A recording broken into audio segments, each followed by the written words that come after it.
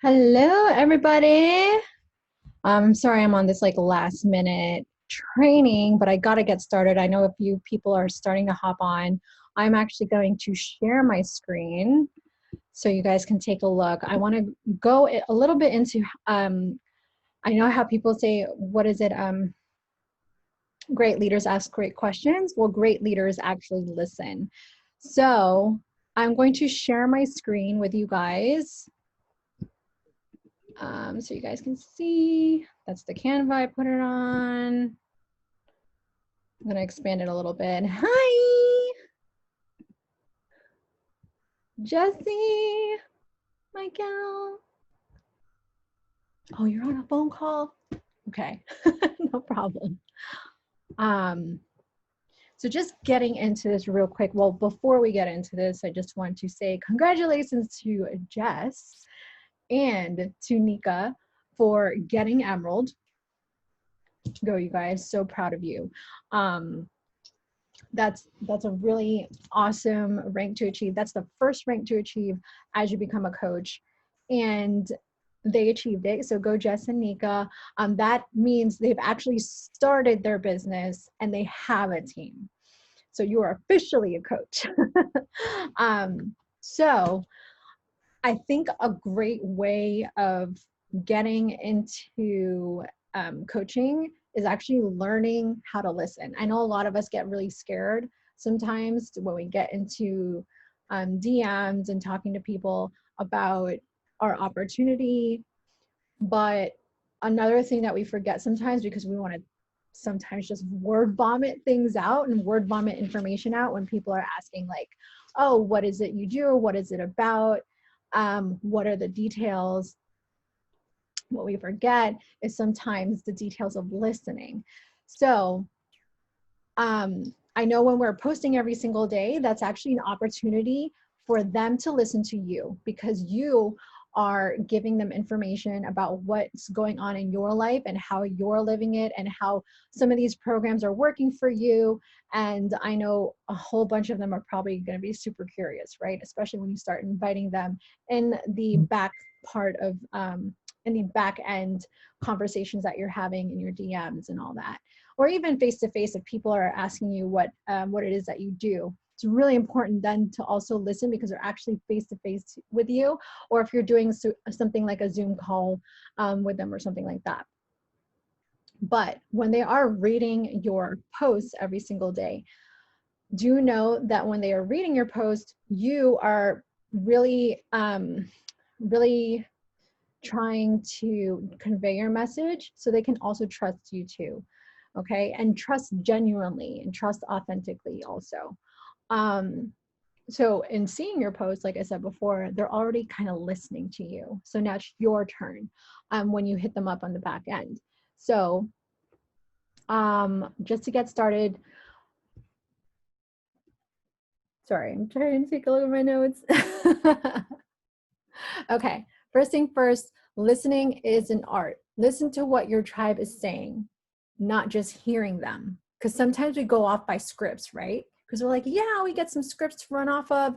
But the thing is, we're not robots, and we really shouldn't be going word by word on these scripts. These scripts that we give you guys are just examples and guides. These are things that you should be using to put into your own words. They're just really there to give you an idea of something that you could say or something that you could relay to your clients. So we have to remember that most people want to be listened to and not just heard when we're talking to them in the back end. And I know it sounds like kind of a subtle difference, but there is a difference to listening and hearing somebody and actually comprehending and understanding what they're saying in conversation. So when customers ask what, like I said before, details or what it is that, you know, what it is that we do, we don't want to just send them this whole huge paragraph because they're going to be like, oh, okay, what? And they're not going to really understand, and they're not going to really see that you really care about their needs because we didn't really ask what their needs were, right? Another thing is, another question that I like to ask is, are we really getting to know them by listening to their problems? Okay. Why is my thing not working? Okay. And these are just the top 3 things on your prospect's mind. Can I trust you? When you're messaging them, they're asking, can I trust you? Are you good at what you do? And do you even care about me? So when you're actively listening, you answer these questions already. So this is a really great boost in communication skills. And you don't necessarily have to be good at everything that you do, right?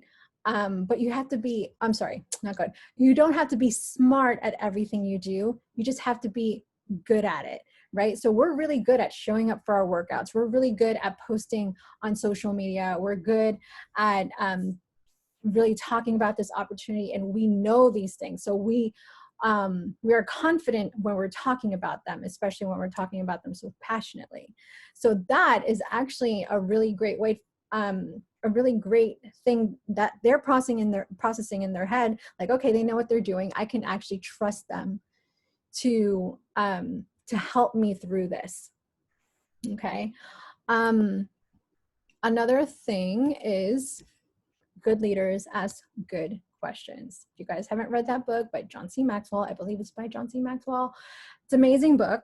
These are just a few examples to start off conversations and actively listening to people. And we don't always, like,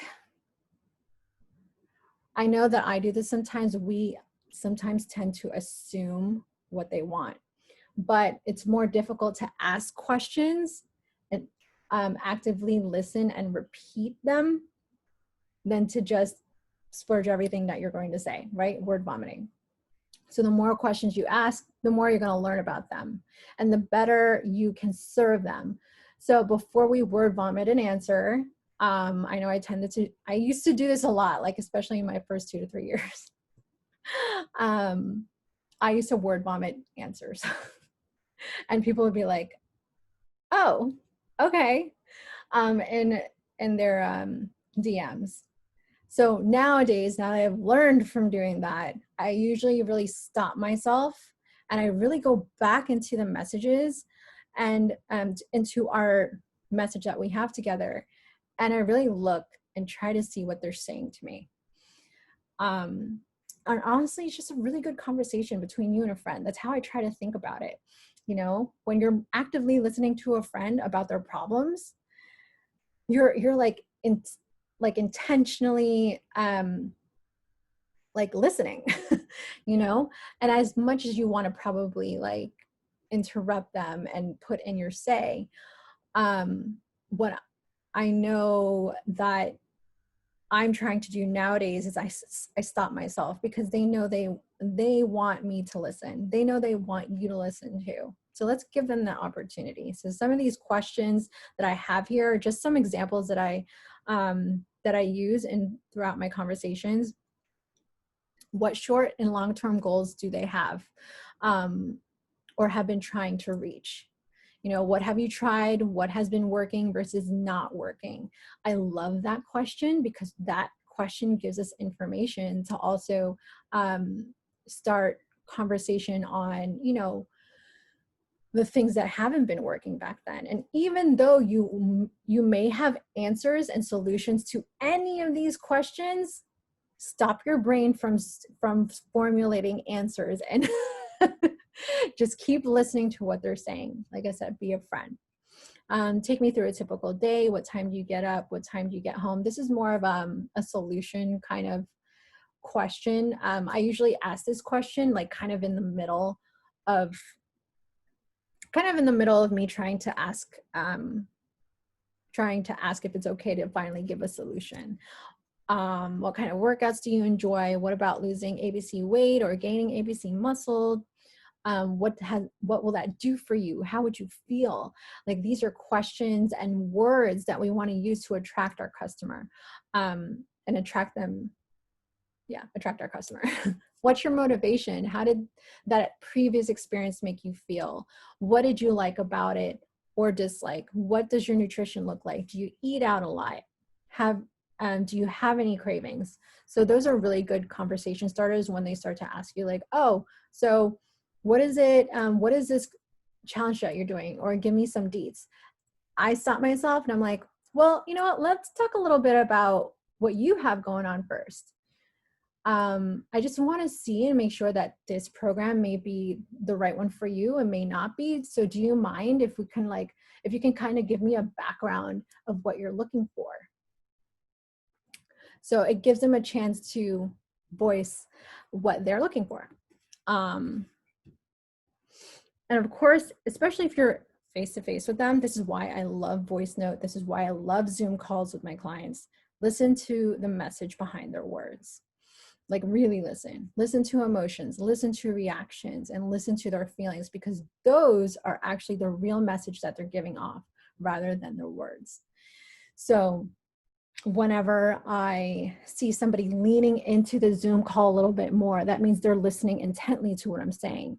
Or if they're kind of like this a lot and they're slouching, that means there's something in their head that's going on.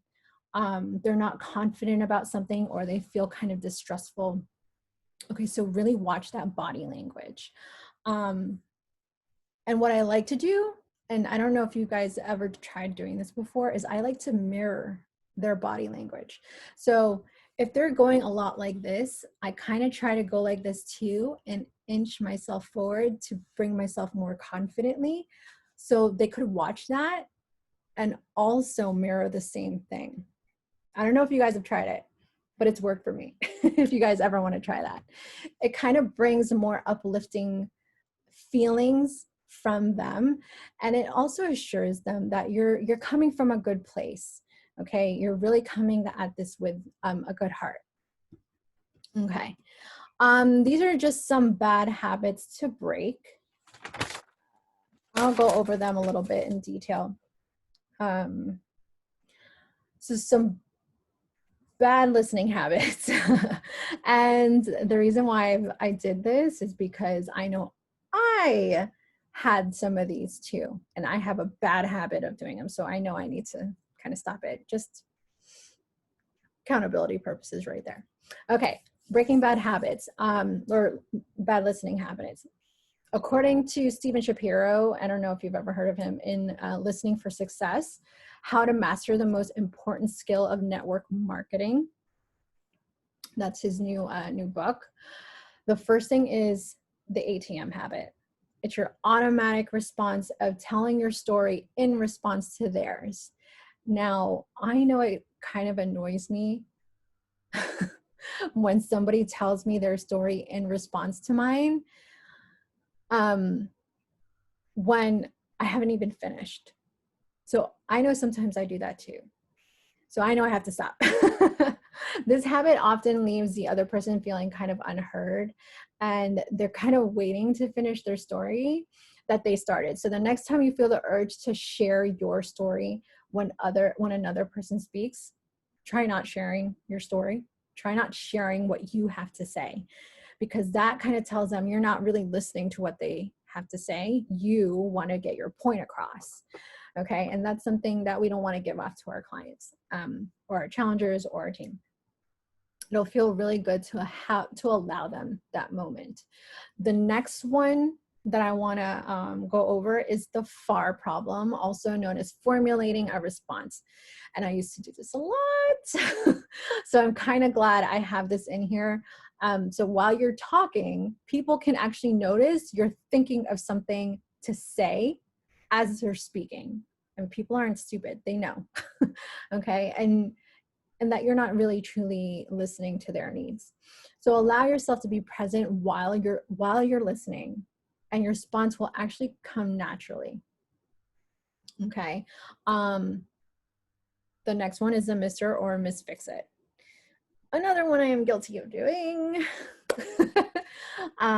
When someone starts to vent about their day, for example, or when your friend starts to vent about their day, I know it's super easy to like want to help that person and offer solutions. It sounds so familiar, Filma, duh. And offer to fix their problems without ever asking to. Sometimes people just need to vent. People just want to be heard and feel good that they're being heard and being feeling good that they're being listened to. Because sometimes, and a lot of times actually, most people don't get that at home or with their friends. So even with your best intentions, this habit could leave the person feeling kind of unheard. So step back and listen. So unless they ask you specifically for help, just lend a listening ear. Another thing is me. Listening has a lot to do with the person who is talking, right? So you want them to listen, stories, concerns, needs, and all that.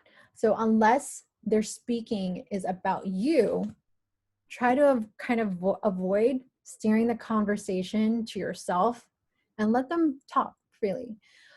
Show them that you care and show them that you're listening. And I like to do this a lot in my posts. For example, the power of I and we.